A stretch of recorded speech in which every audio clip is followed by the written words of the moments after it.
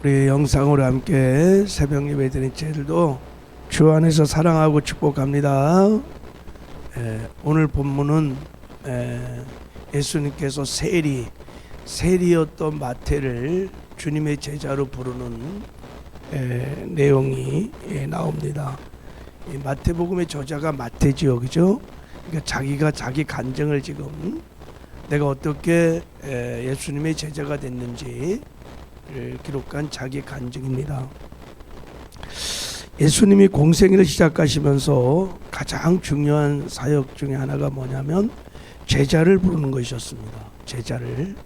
그래서 12제자를 다 선택해 갖고 그들과 함께 살면서 그들을 제자로 훈련을 시켰습니다. 그리고 예수님이 사역 다 마치고 승천하기 직전에 제자들에게 예수님의 사역을 그대로 위임합니다. 이제 너희들 가서 모든 족속으로 제자를 삼으라. 당신의 사역을 제자들에게 다 위임을 하는데 우리가 인간적으로 보면 굉장히 위험한 모험을 예수님이 제자들에게 한 것입니다. 그러니까 인류 구원의 그 어마어마한 역사를 제자들에게 맡긴 거예요. 만약에 제자들이 이 복음을 전하는 것에 실패했다면 예수님의 구속의 사역은 실패한 것입니다. 자, 예수님은 12제자 외에는 사실은 그 당시 대안이 없었어요. 그들을 믿고 그들에게 사역을 맡기고 하늘로 가셨어요. 자, 근데 놀라운 것은 예수님의 계획대로 그들이 복음을 증거하기 시작했어요. 초대교회가 세워지고 복음이 다 예루살렘에 유다와 사마리아와 저 땅끝까지 유럽으로 미국으로 그래서 150년 전에 이 조선 땅에도 이 복음이 증거돼서 저와 여러분이 구원을 받게 된 것입니다. 자, 이런 하나님의 구원의 역사라는 관점에서 이렇게 제자들을 보면 인류의 역사에 가장 큰 영향을 미쳤던 사람들인 누구냐면 12제자들입니다.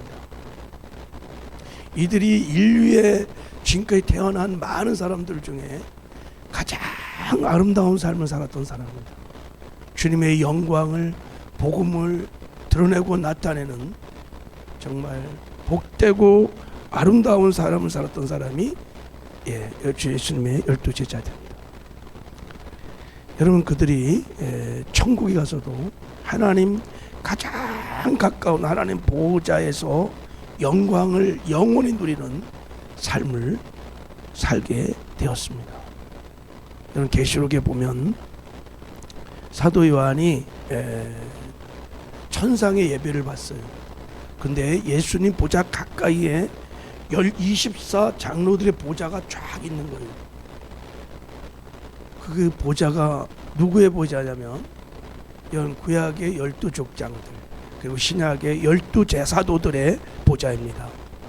그들이 그 보좌에 앉아서 엎드려 세세토록 살아계신 이에게 경배하고 자기 관을 보좌에 엎드려 드리며 우리 주 하나님이여 영광과 존귀와 권능을 받으시는 것이 합당하오니 하면서 막 찬양을 하는 거예요. 예배를 드리는 거예요. 여러분, 천국을 가는 것도 축복이고 영광이고 그보다 더 영광스러운 것은 하나님의 보좌 더 가까이 나는 것이 영광 중에 영광이요 축복 중에 축복입니다. 여러분, 천국에서는요 하나님의 영광을 누리는 정도가 다 달라요. 똑같지 않아요.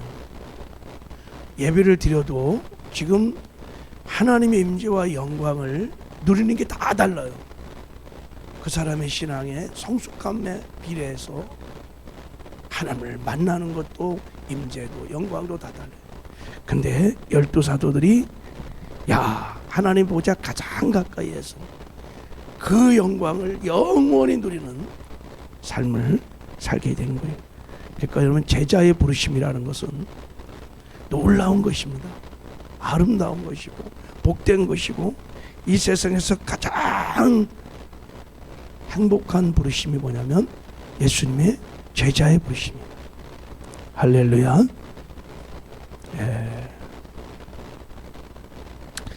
그런데 예수님이 선택한 12제자를 보면 정말 형편없는 사람들입니다. 인간적으로 보면 베드로 다 갈릴리 어부 출신이잖아요. 성격도 너무 과격하고 다혈질입니다. 안드레 가방끈도 굉장히 짧은 무식한 사람들이죠. 다 뭐 지도를 할 만한 사람들이 아닙니다. 세베대 아들 야고보, 요한 다 어부들이죠. 도마도 늘 부정적이고 그리고 의심도 많고, 마태, 세리, 로마에 빌붙었던 매국노지요. 알페오 아들 야고보, 다데오 열심당원 출신이에요. 혁명가들이 뭐 하나, 여러분 12제자들을 보면 인간적으로 보면 학력도 별로, 재력도 별로, 집안도 뭐 하나 자랑할 만한 집안이 없어요. 다 흑서 출신들이고 정말 삼류 인생 출신들이. 자, 이제 우리 궁금한 게 뭐냐면, 예수는 왜 이런 제자들을 당신의 제자로 하나님의 영광을 드러내고 복음의 증인으로 이들을 선택했을까 하는 거예요. 그리고 이들은 어떻게 주님께 선택을 받았을까 하는 거예요. 여러분, 대통령이 딱 되고 나면요, 가장 먼저 하는 게 뭐냐면 당신과 함께 일할 청와대 사람을 세우는 거예요. 사람을 세울 때 여러분 그냥 세우는 게 아니에요. 대통령이 가장 당대의 엘리트 중에 엘리트를 뽑는 거예요. 거기에 전문가들을 뽑아서 청와대 내각을 딱 구성한다. 지금 예수님이 하나님의 나라를 건설한 어마어마한 이 사역을 이루기 위해서 당신의 제자들을 뽑은 거예요. 그냥 맛보았겠습니까 여러분? 아닙니다. 그렇지 않습니다. 자, 하나님이 사람을 선택할 때는 외모를 보지 아니하고 중심을 보시고 선택을 하십니다. 어린 다윗을 보시고 하나님이 야, 내 마음에 합한 자다 그랬어요. 그러니까 어린 다윗 안에 하나님의 마음에 쏙 드는 것이 있었다는 거예요. 비록 그것이 작은 씨앗 형태로 있었지만 당신의 이스라엘의 백성을 맡길 만큼 어린 다윗 안에는 그것이 있었다는 거예요. 그게 뭘까요? 다윗이 부름을 받을 때는 한 17살, 18살쯤 됐을 거예요. 다윗이 어린 이야기가 별로 없어요. 딱 두 가지만 나와요. 하나는 다윗이 아버지 양을 맡아서 치고 있을 때 사자와 곰이 와서 어린 양 새끼를 잡아가려고 그럴 때 다윗이 어떻게 했냐면 그 어린 양을 안 뺏기려고 사자와 맞서 싸웠다는 거예요. 여러분, 보통 사람 같으면 사자와 곰이 오면 그냥 도망가는 거예요. 도망가야죠. 목숨이 더 중요한데. 근데 다윗은 그렇게 하지 않았다는 거예요. 싸웠다는 거예요. 그게 뭐를 말해요? 다윗의 중심에 충성심이 있었다는 거예요. 맡겨진 일에 대해서 한 마리 양도 빼앗기지 않으려고 지키는 그 충성이 있었어요. 그리고 골리앗과 다윗의 그 싸움을 보면 다윗은 철저히 자기를 부인하고 하나님만을 전폭적으로 의지하는 겸손함이 있었어요. 이걸 우리는 겸손함이라고 해요. 그게 비록 작은 형태로 씨앗처럼 있었지만 하나님의 중심을 딱 보고 내가 내 왕국을 맡길 만하다. 그래서 다윗을 불러서 기름 부으셔서 사용합니다. 자, 이런 걸 보면 예수님도 하나님의 나라를, 이제 하나님 나라를 건설하고 확장할 당신의 제자들을 부를 때 그냥 막 지나가다가 야 따라와 한 게 아니란 말이죠. 자, 오늘 주어진 시간만큼 우리 마태를 제자로 부르는 것을 통해서 제자로 부르시는 그 기준이랄까 자격을 한번 잠깐 살펴보려고 그래요. 말씀드린 대로 마태는 하나님의 일에 쓰임이 받을 수 있는 자격이 사실 없는 사람입니다. 로마 정부와 결탁해서 동족의 재산을 합법적으로 강탈해가는 세금 청부업자의 도둑놈이에요. 쉽게 말하면 아주 마태는 드러난 도둑놈이에요. 그래서 엄청난 재산을 아마 갖고 있었을 것입니다. 당시 여러분 세리들은 대단한 재력을 갖고 있었습니다. 다 세금 착취해갖고, 그러니까 사람들이 세리들과 상종을 하지 않았어요. 왜 이런 마태를 제자로 선택했을까?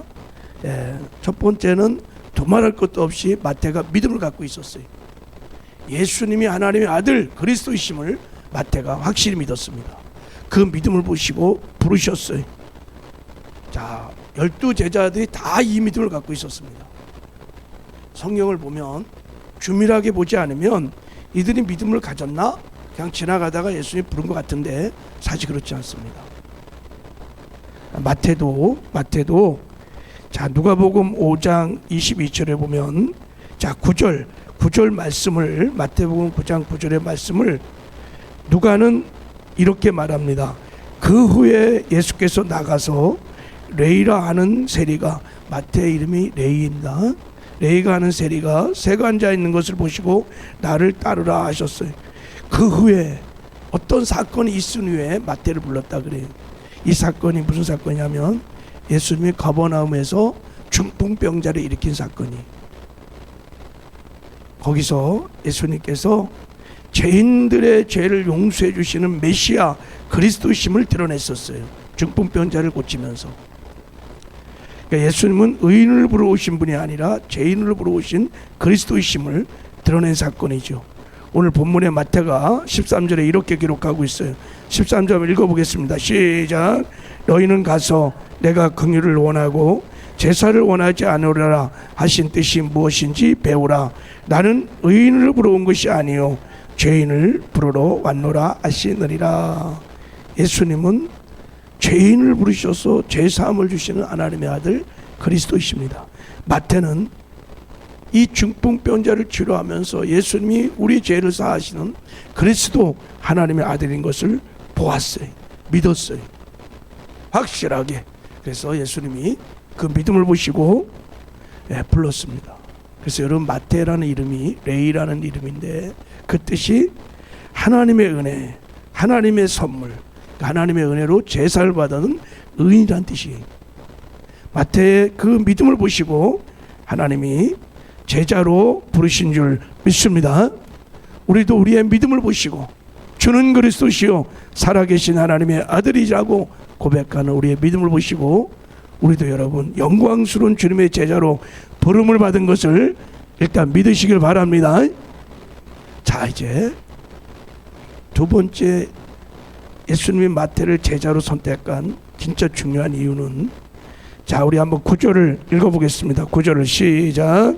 예수께서 그곳을 떠나 지나가시다가 마태라는 사람이 세간에 앉아 있는 것을 보시고 이르시되 나를 따르라 하시니 일어나 따르니라 그랬어요. 자, 나를 따르라 할 때 마태가 즉시 일어나서 예수를 따랐어요. 조금도 지체함 없이, 조금도 주저함 없이 주님을 따랐어요. 근데 마태가 주님을 따라갈 때 그냥 따라간 게 아니에요. 자, 다 버리고 따라갔다고 누가복음 5장에는 이렇게 기록하고 있습니다. 그 후에 예수께서 나가서 레이라는 마태죠. 레이라는 세리가 세간에 앉아 있는 것을 보시고 나를 따르라 하시니 그가 모든 것을 버리고 일어나 따르니라. 그래서 모든 것을 다 버리고 따라갔다는 거예요. 이게 마태 중심에 있었던, 예수님이 마태를 선택했던 이유입니다. 모든 것을 버렸다. 여러분, 베드로, 야고보, 요한 다 그랬습니다. 지금 나를 따르라 할 때 그들이 배와 그물과 아버지를 다 버리고 따라갔어요. 이게 12 제자가 갖고 있는 특징입니다. 우리와는 조금 다른, 다 버리고 따라가는 거예요.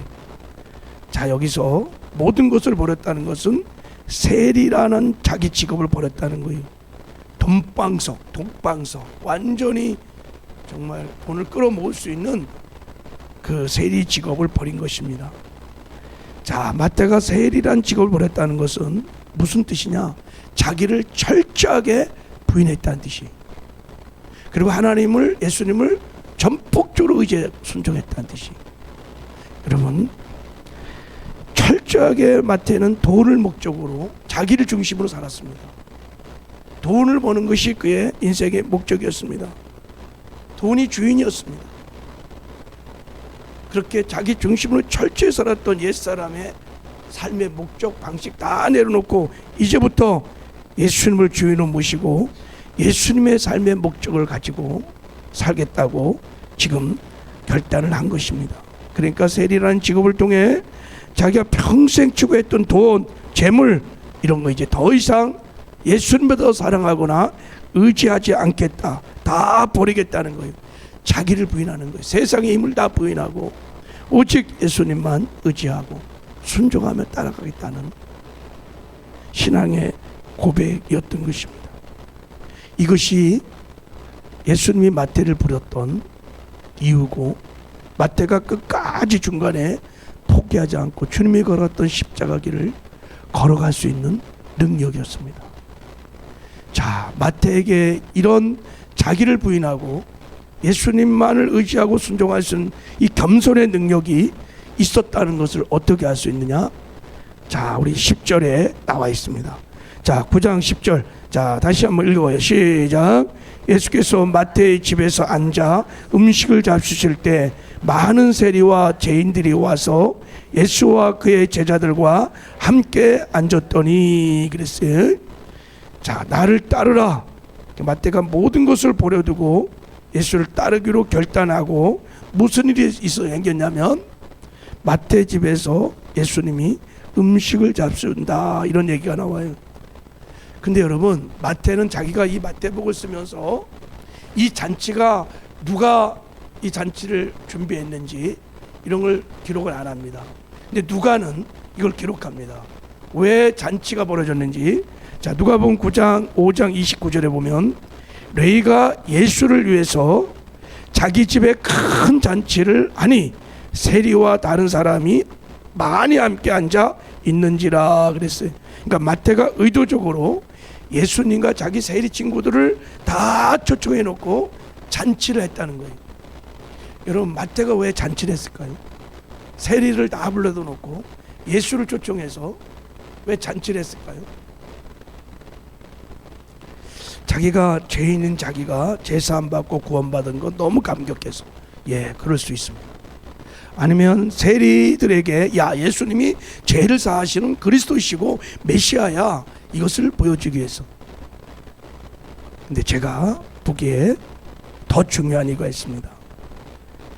마태가 잔치를 벌였던 것은, 자, 우리 열왕기상 19장에 제가 주일 때 설교할 때도 말씀드렸죠. 엘리야가 여러분 엘리사에게 탁 나타나서 나를 따르라 그럴 때 엘리사가 뭐하죠? 잔치를 배설합니다. 소를 잡고 쟁기를 땔감으로 삼아서 온 동네 사람 불러놓고 잔치를 벌입니다. 왜 잔치를 벌였을까요? 똑같아. 마태도 왜 잔치를 벌였을까요? 엘리사가요, 선자의 길 험하고 힘들고 실패하고 그 길을 가다가 내가 실패해서 힘들면 절대 고향을 돌아오지 않겠다고, 내가 이 쟁기 이런 거 소 재물 주님보다 사랑하고 있지 않겠다고, 내가 끝까지 주님을 따르겠다고 자기 부인의 오직 하나님만 의지하겠다는 신앙의 고백으로 잔치를 배설하는 거예요. 마태도 똑같습니다. 이제부터 자기가 주님의 제자로 살기로 결단한 것을 공개적으로 고백하고 있는 것입니다. 예수님과 세리인 친구를 다 불러서 이제 나는 나만을 위해서 살지 않을 거야. 나는 이제부터 세리의 삶을 다 정산하고 예수를 따라가는 제자의 삶을 살겠다고 하는 고백을 하고 있는 것입니다. 여러분, 마태가 이렇게 공개적으로 고백하는 것은 마태는 돈이 뭔지 잘 알고 있는 사람입니다. 돈의 능력을 잘 알고 힘을 잘 알고 있는 사람입니다. 평생이 돈만을 추구했던 사람입니다. 자기가 이 돈을 예수님보다 사랑하거나 의지하거나 돈을 버는 옛사람의 삶을 청산하지 않고는 주님을 따라갈 수 없다는 것을 잘 알고 있었습니다. 그래서 마태는 자기를 부인합니다. 돈을 부인합니다. 세상의 힘을 부인하고 오직 예수님만을 의지하고 예수님께 순종하기로 결단을 했던 것입니다. 예수님 당시에도 그렇고 지금도 많은 사람이 하나님 앞에 자기를 부인하지 못함으로, 그리고 전폭적으로 하나님을 의지하지 않고 순종하지 못함으로 주님의 그 영광스러운 부르심 앞에 부자 청년처럼 응답하지 못하고 포기하고 그저 세상 사람처럼 살아가는 어리석은 사람들이 얼마나 많은지 모릅니다. 그래서 예수님이 말씀하셨습니다. 아무든지 나를 따르거든 자기를 부인하고 날마다 자기 십자가를 지고 나를 쫓을 것이니라. 여러분, 우리 다 영광스러운 제자의 부르심을 받았습니다. 할렐루야. 자기를 부인하고 오직 하나님만 전폭적으로 의지하고 순종함으로 이 십자가 길, 영광스러운 길을 걸어가시길 바랍니다. 여러분의 생에 하나님께서 예비하고 준비하신 천국에서 칭찬과 상급과 영광을, 면류관을 받고 누리는 은혜가 있기를 주님의 이름으로 축복합니다. 하나님 아버지 감사합니다.